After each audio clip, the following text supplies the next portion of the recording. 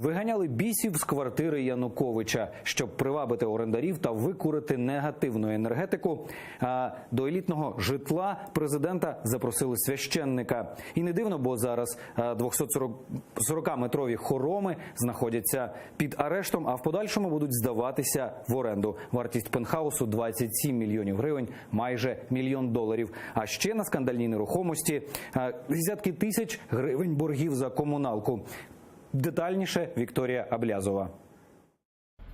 Віктор Янукович – один із власників квартири в цьому будинку. Таке житло входить у топ-10 найдорожчих люксових квартир столиці. По сусідству – салон краси скандально відомої коханки Януковича Любові Полежай.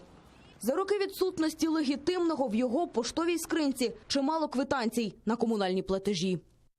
Борги шалені, це десятки тисяч. Арештований речовий доказ в рамках кримінального провадження, переданий на підставі рішення суду для здійснення заходів з управління Національному агентству з питань виявлення, розшуку та управління арештованими активами.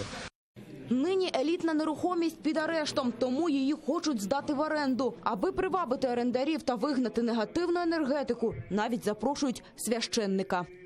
Але до тебе не наблизишся, тільки очима твоїми будеш дивитися, і понад бездоганними бачити.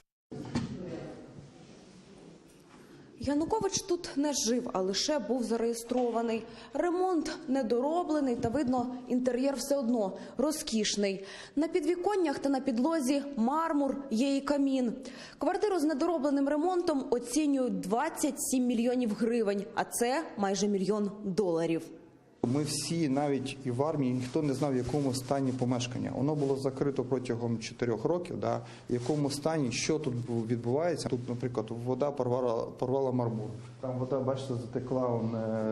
Це все витрати. Орендар має покласти на себе обов'язок її відлагодити. Хороми Януковича ріелтори хочуть здати щонайбільше за $4 тисячі. Остаточна сума ще не визначена. У своїй любові до розкоші Віктор Янукович не зрадив собі і цього разу. Двоповерхова квартира, 240 квадратних метрів, 5 кімнат та 3 ванні кімнати в елітному районі Києва на Оболонській набережній. Квартира під арештом, тому її доля остаточно не визначена. Помешкання можуть або повернути Віктору Януковичу, або ж конфіскувати на користь держави. Все залежатиме від рішення суду. Вікторія Аблязова, Нікіта Проскурін, Заман, АТР.